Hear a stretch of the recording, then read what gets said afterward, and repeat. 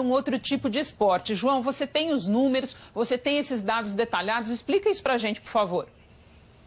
Olha, Renata, interessante que esse documento do Banco Central saiu no dia 30, mas saiu lá num quadro 43, com um título completamente técnico, ou seja, até uma excessiva criatividade técnica. Entregou o nome à pessoa, né? E assim, algo assim como tipo evidenciação dos impactos de acordo com o acordo do TCU, número tal de data tal. Ou seja, é para ninguém, é para não fazer manchete, mas está divulgado, ele deu transparência a isso. Agora, vamos ver então como é que funcionam esses números. A gente preparou um quadro para vocês aqui, dividindo os períodos de governo que a gente vem lá de 2001, 2002, governo Fernando Henrique Cardoso, até 2007, um bom período do governo Lula, onde você tem um padrão aí que é mais ou menos o seguinte: a cada final de ano, mês de dezembro, você tinha um saldo que o governo deveria apagar para as instituições financeiras de mais ou menos R$1 bilhão, ou seja, seguia um padrão. 1 bilhão é muito? Talvez não pelo volume de recursos envolvidos nessas operações.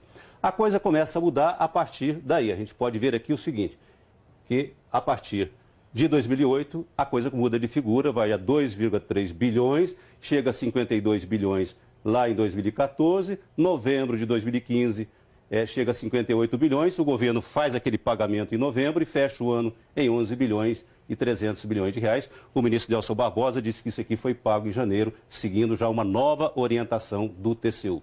Agora, o governo também diz que... Então, a pedalada de 2015 é real e é a maior de todas. A maior de todas. Aqui, 2014, foi o ano da grande farra, o ano da eleição. Agora, o governo tem argumentado também que usou isso para pagar os programas sociais Bolsa Família. Vamos ver se é isso mesmo, se confere com a realidade dos números, de acordo com esse documento do Banco Central. Bolsa Família está aqui.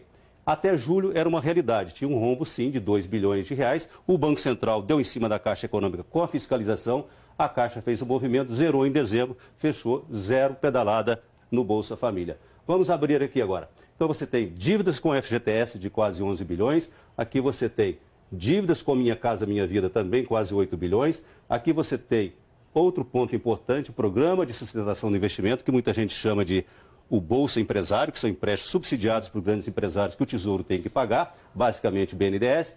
E aqui, finalmente, outro ponto importante, subsídios agrícolas, o governo devendo ao Banco do Brasil quase 11 bilhões de reais. Então, a gente vê que o volume de empréstimos, o volume de dívida que o governo tinha com os bancos, ele cresce exponencialmente e também não se sustenta esse argumento de que, afinal de contas, isso só foi feito para pagar os programas sociais como o Bolsa Família. O Bolsa Empresário foi o que gastou mais, né? Exatamente, Meval, que são empréstimos bilionários. Bom, recordando os números, o Tesouro fez 500 bilhões de reais em dívida, lançando títulos no mercado, emprestou para o BNDES emprestar para os empresários. Só que o Tesouro pagava uma taxa de juros Selic, por exemplo, que está em 14,25, e chegou a fazer empréstimo a 2,25, ou seja, não cobrindo nem a inflação.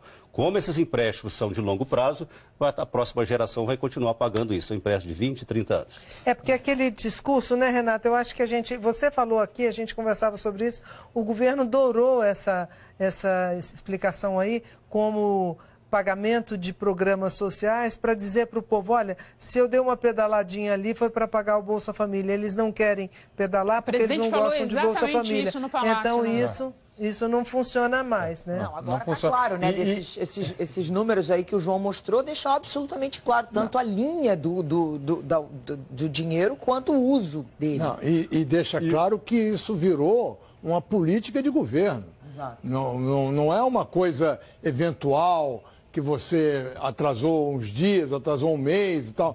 Foi uma política de governo exatamente para poder investir. Era uma maquiagem clara, né, Merval? E que isso só foi modificado agora, na reta final de 2015, já depois desse risco do processo de impeachment. Exatamente. Foi aí que o governo travou e resolveu zerar as pedaladas. E outro ponto importante é que a gente não pode esquecer que isso não está se discutindo formalidade contábil, que esse negócio é neutro. Não, isso está no centro da crise econômica brasileira, que foi a desorganização das finanças públicas, com o descrédito da política fiscal. O governo gastou mais do que podia. Criando uma realidade artificial em 2014, ou seja, a economia ainda tinha uma aparência para a grande população de que estava muito bem, quando na verdade